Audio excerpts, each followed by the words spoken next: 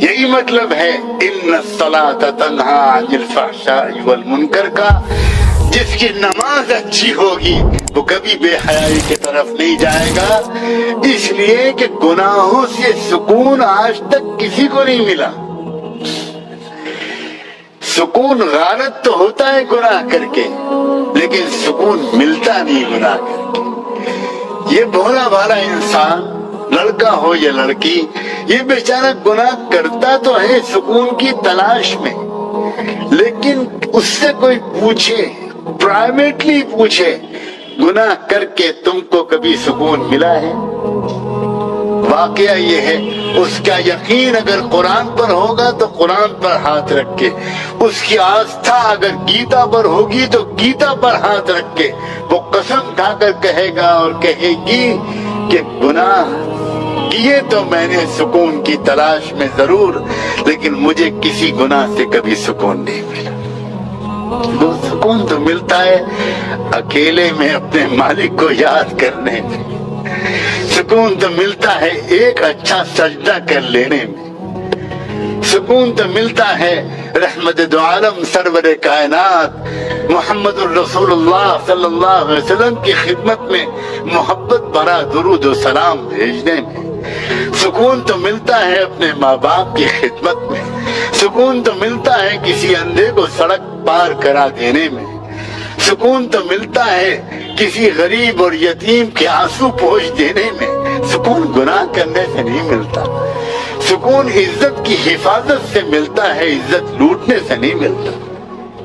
کبھی خوش آدمی گناہ نہیں کرتا، یاد رکھو، پرسکون آدمی گناہ نہیں کرتا، اور سکون ملتا ہے اللہ کے ذکر سے، سکون ملتا ہے نماز سے، اچھی نماز سے، سکون ملتا ہے دعا مانگنے سے، سکون ملتا ہے گناہوں سے اپنے آپ کو بچانے سے۔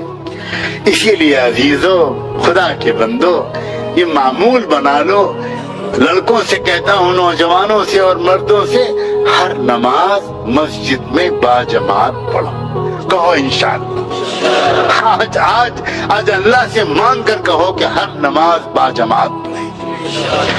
دوسری بات گزارش کرتا ہوں، زیادہ لمبے چوڑے معاملات نہیں بتاتا، تھوڑا سا قرآن شریف روزانہ پڑھ لیا کرو، کہو انشاءاللہ۔ قرآن شریف روزانہ پڑھ لو، دیکھ لینا تم قرآن کی تلاوت سے تمہاری نگاہیں جو قرآن کے چمکتے ہوئے نورانی کلمات پر پڑیں گی، یہ نگاہیں پھر گندی جگہوں پر نہیں جائیں گی۔ روزانہ قرآن کی تلاوت کرنے کا معمول بنا، طے کر لو کہ مجھے روزانہ قرآن پڑھنا ہے۔ اور کیا میں ہمت کر کے ایک دو چیزیں اور بتاؤں یا بس؟ جزاکم اللہ، مجھے امید ہے کہ آپ کرو گے۔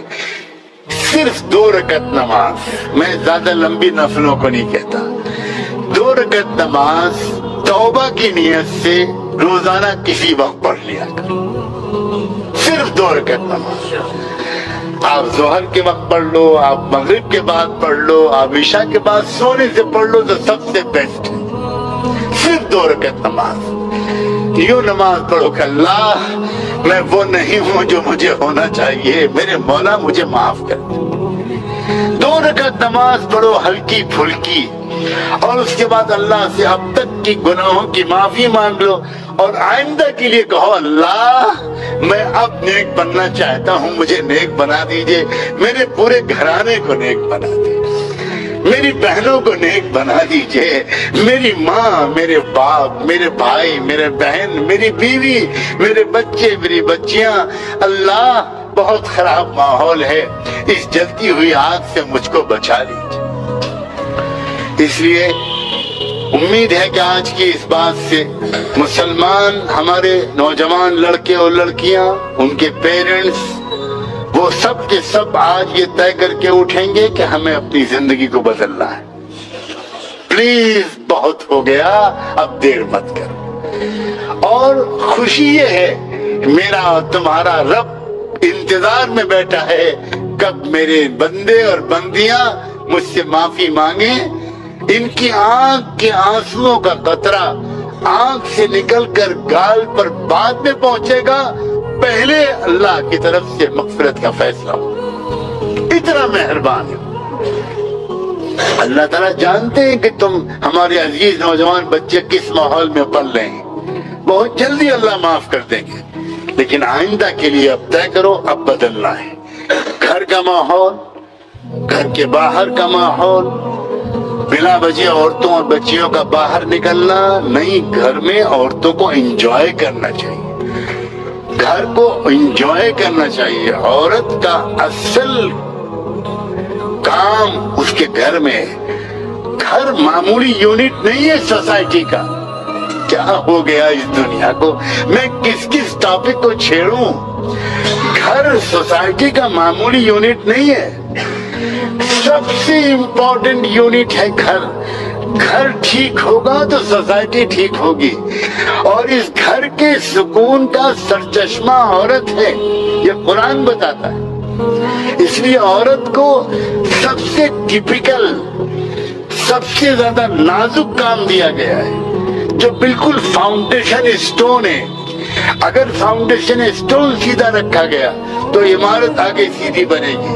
اگر فاؤنڈیشن اسٹون ٹیڑھا رکھا گیا تو پوری عمارت ٹیڑھی ہوگی. اللہ کرے کہ ہم لوگ سبق لیں, اور آج ان بکھری ہوئی باتوں سے ہم سب ایک نیا زندگی کا سفر شروع کریں. مولانا سجاد نعمانی کی مزید ویڈیوز دیکھنے کے لیے ہمارے چینل کو سبسکرائب کریں.